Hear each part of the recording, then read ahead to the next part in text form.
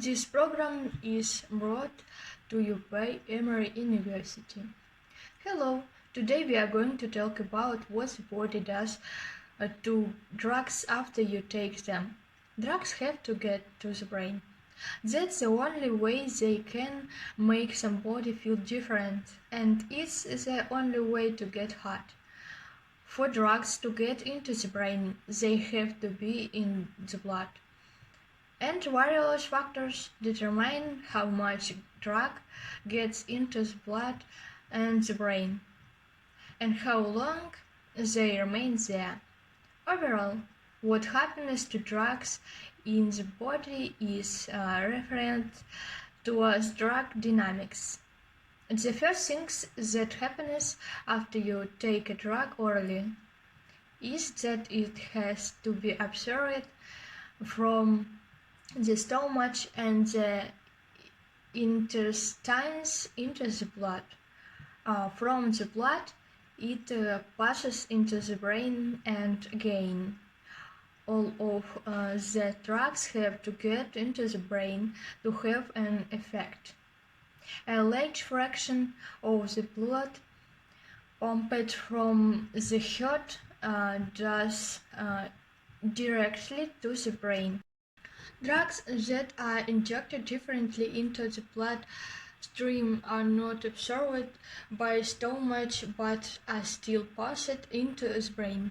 Some drugs such as nicotine or inhalants are absorbed differently from the air in the lungs to the blood. Different drugs have different absorption efficiencies. Some drugs are nearly all absorbed and others are not. The next step is the drugs are metabolized or changed. The metabolism or chemical modification of the drugs can result in the cessation of the action, and metabolism can also enhance the next step, which is excretion. Drug metabolism usually takes place in the liver, but it can take place in other bodily organs as well. It's the enzymes in the liver and elsewhere that modify the structures of drugs. An example is the metabolism of ethanol. Ethanol or alcohol enacted upon by an enzyme called ethanol dehydrogenase and other enzymes to form acetaldehyde, which is then changed into acetate. Acetate is not an active substance, so a metabolite of ethanol is inactive, and the effect of taking ethanol or alcohol intermittent by its metabolism. This next example shows the many possible metabolisms of nicotine. You can see then it's extraordinarily completed, and many different kinds of metabolism and chemical structures are possible. Of course, you don't have to remember all of these. I show you this just to give you an appreciation of how complicated drug metabolism can be. In the next and final step in a drug's journey in the body is drug elimination. Drugs and their metabolism and removed from the body monthly and in the urine or feces. A couple of important concepts related to drugs elimination include clearance, which is measure of the body efficiently in eliminating the drug, and the second is elimination half-life.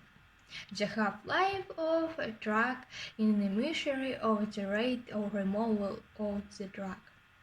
Is the time needed to remove or metabolize 50% or half of the drugs.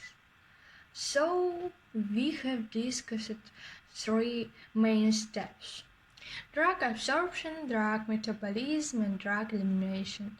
This graph deals with the idea of half-life. It shows the disappearance of two different substances, A and B, from the blood, and they have differently half-life.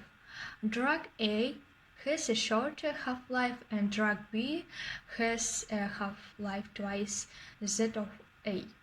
When we look at the levels of these drugs in the blood, which are the solid lines, you can see that one of the curves falls to zero much faster than the other.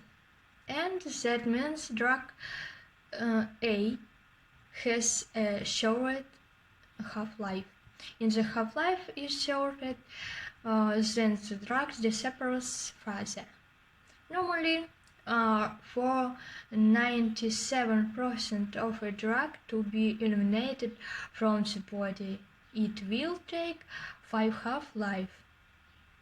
But if a drug is taken orally, then the drug has to be absorbed first. It builds up slowly in the blood, which are the dotted lines in this image. After it builds up to its peak, it is then eliminated at a rate according to its half-life. It's worthwhile pointing out that not all drugs are metabolized in this fraction. Ethanol, for example, is metabolized at a steadier rate than at a fractional rate. Now I'll introduce the topic for next time. One of the practical impacts of a drug being extracted into the urine is that many drug screens and tests have been developed to screen for the presence of drugs in the urine. It's interesting that sometimes the metabolism of a drug persists in the urine for longer periods than the drugs itself. Therefore, in some cases, the teachers of the test can be the metabolism of the drugs.